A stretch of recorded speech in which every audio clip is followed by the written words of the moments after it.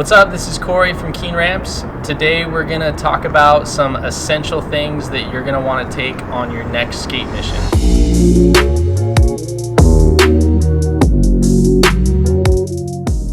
So whenever you're going out street skating with your friends, there's a few things that you're going to want to never leave home without. It could come in crucial for you or one of the people that you're skating with, and maybe be the difference between getting a clip that you're really proud of or not. All right, so in this bag, I have all of my essentials for a street session.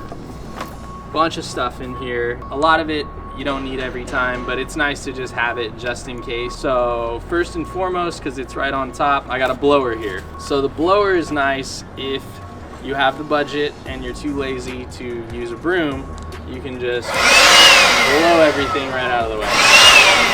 And there's a bunch of brands that make these. I have a Makita one here because most of the tools at our shop are Makita, so the batteries are interchangeable. There's some Black & Decker ones, Ryobi, some other brands out there that are cheap, super affordable. You could spend anywhere from like 50 bucks to like 300 bucks and everything in between. So this is a really nice feature to have, and you'll kind of be like the hero on the session. A lot of people are gonna be like, oh dude, why didn't I think of that? Oh, I gotta get one of those. There's been probably a dozen times where like I busted this out on a street session and my friends end up buying one right after. And if you're not a blower type of person, or you don't have the space for it or the budget, whatever it might be, good old-fashioned push broom is nice to have. I carry this push broom because it collapses. Figure out how to put it together. So yeah, I like to carry a collapsible push broom just so it takes up less space. It's nice if you're hopping into somebody's car so they're not like, dude, what the hell? I can't take a broom in my Corolla. I think this was an Amazon buy. Yeah, it just screws together. It's ready to go. Push broom is always nice compared to a household broom because it can move so much more surface. And a lot of times when you're skating a big area and you might want to cover a bunch of ground.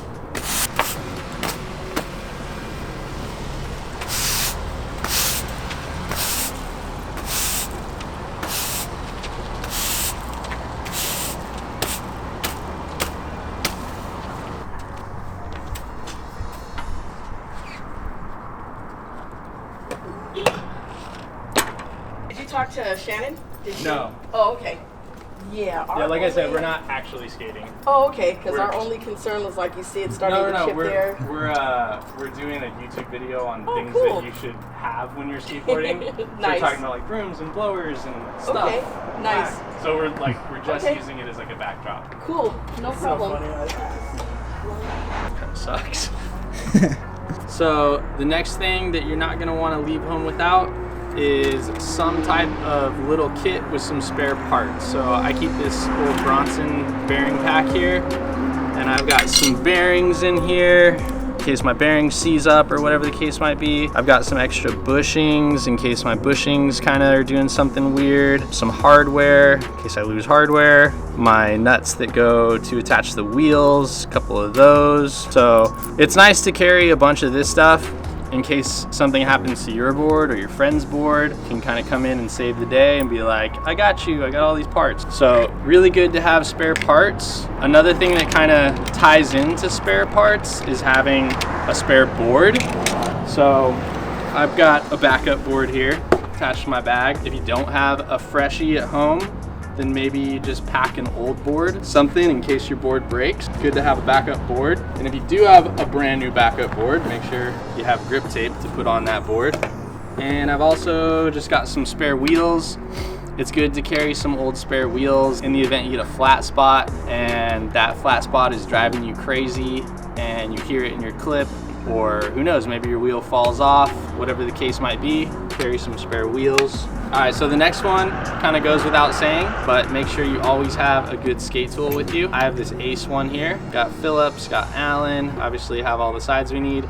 Nice thing about this one, it has a rethreader built in. So say you land primo a bunch and you strip out the actual connection of where your nut goes, you can rethread on the spot, or your kingpin. So it has both sides there, which is nice. So good skate tool. Always a good idea to carry a fresh razor blade if you do have to grip a board on the spot. Another good thing about a razor blade, you might encounter a spot maybe by the beach where the sand or dirt or dust or whatever kind of cakes onto the wax. Sometimes spots there might be so much wax and you still can't slide and it still feels gritty. So it's nice to have a razor blade sometimes to just scrape away any excess there might be.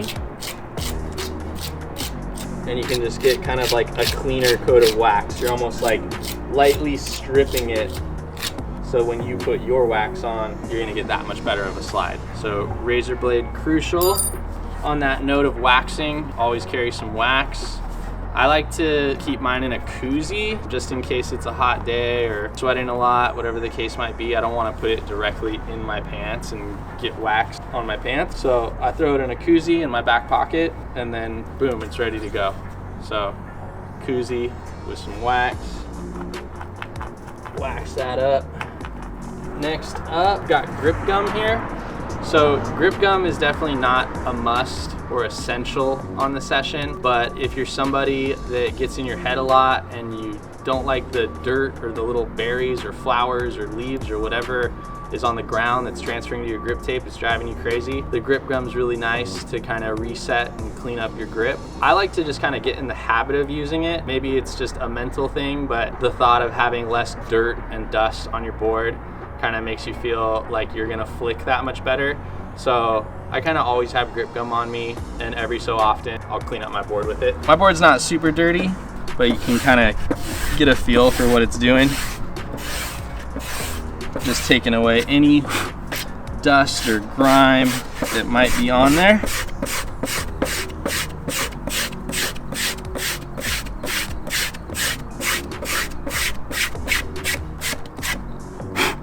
And these do wear down over time. Usually a grip gum lasts me like a year, if not more. I probably lose it before I actually need to get a new one.